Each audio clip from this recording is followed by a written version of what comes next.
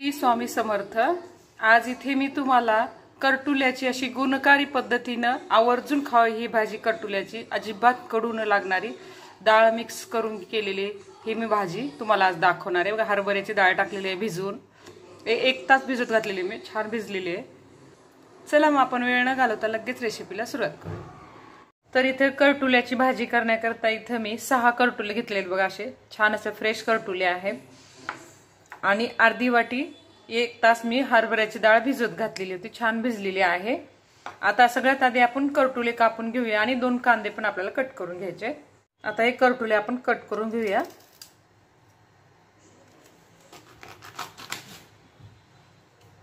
असं थोडंसं जाडसर असलं करटुलं बिया तर थोड्याशा काढायच्या, कवळा असेल तर काढायची अजिबात गरज नाही। इथं माझं थोडंसं जाड आहे म्हणून हे बघा अशा बिया आहेत मध्ये लालसर, ते काढून घेते। इथे मी बिया काढून घेतलेल्या आहे करटुल्यामधल्या। जर तुमचं करटुलं कवळ्या बिया असतील ना तर अजिबात काढायची गरज नाहीये। इथे मी डाळ टाकून करते, तुम्ही असे पण करू शकता। आता इथे 2 कांदे घेतलेत, हे पण कट करून घेणार आहे। आता कांदा बी कट झालाय, आता मिरचीचं वाटण करून घेऊया। 7-8 मिरच्या घेतलेल्या आहेत हिरव्या, लाल पण करू शकता तुमच्या आवडीनुसार, तिखट कमी जास्त तुमच्या आवडीनुसार।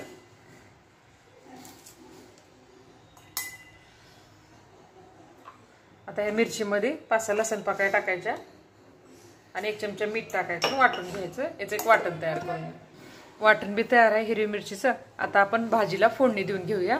गॅसवर इथे एक मी कढई ठेवलेली आहे, त्याच्यामध्ये आपण तेल टाकून घेऊया।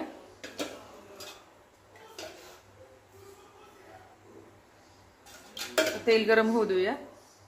आता इथे जिरे मोहरी टाकून घेऊया। आम्ही मसाल्याच्या डब्यात जिरे आणि मोहरी मिक्स करून ठेवतो। 1 चमचा जिरे मोहरी, जिरे मोहरी छान फुलायला लागलेले, त्याच्यामध्ये 5-6 पाकळ्या लसूण कुटून घेतलेला आहे मी, लसूण तो टाकून घेऊया।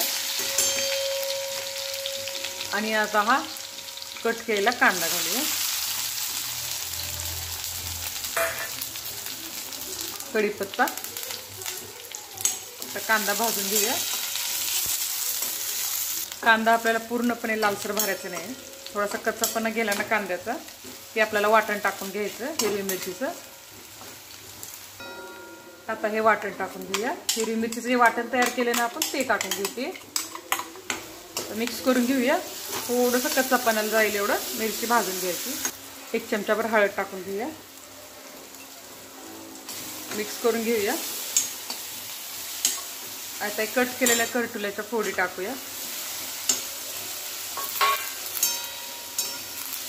थोडंसं मिक्स करून घ्यायचं।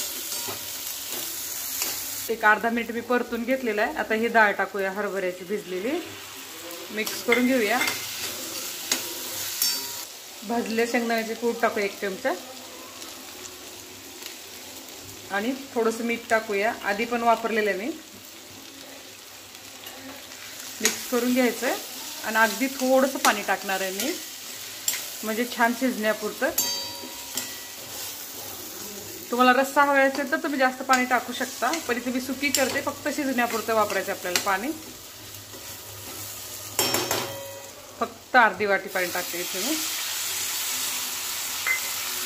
त्याला मिक्स करून एक झाकण ठेवूया आणि भाजी शिजवून घेऊया आपण।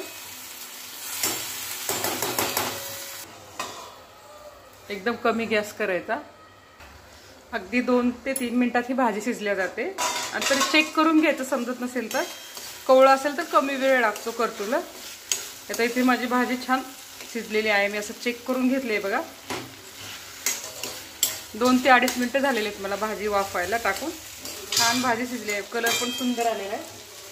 आता याच्यामध्ये थोडीशी कोथिंबीर टाकूया। ही भाजी आपली इथे तयार आहे। पोळीसोबत खा, भाकरीसोबत खा, खूप सुंदर लागते। आणि सोबत ताक घ्यायचं। मस्त ही गुणकारी पद्धतीची करटुल्याची भाजी इथे सोप्या पद्धतीने केलेली आहे। चला तर मग नंतर भेटूया पुढच्या व्हिडिओमध्ये। धन्यवाद।